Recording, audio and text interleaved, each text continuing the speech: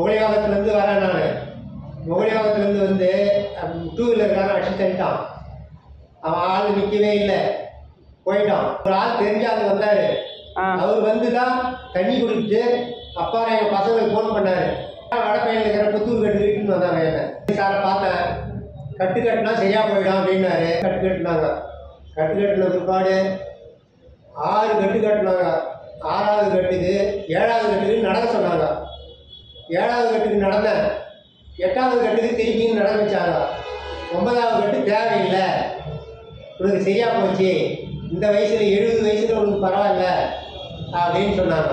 அது நல்லா சரியாயிடுச்சு. சைக்கிள் ஓட்டுறேன், 2 வீலர் இந்த ஊட்டி வண்டி ஓட்டுறேன்.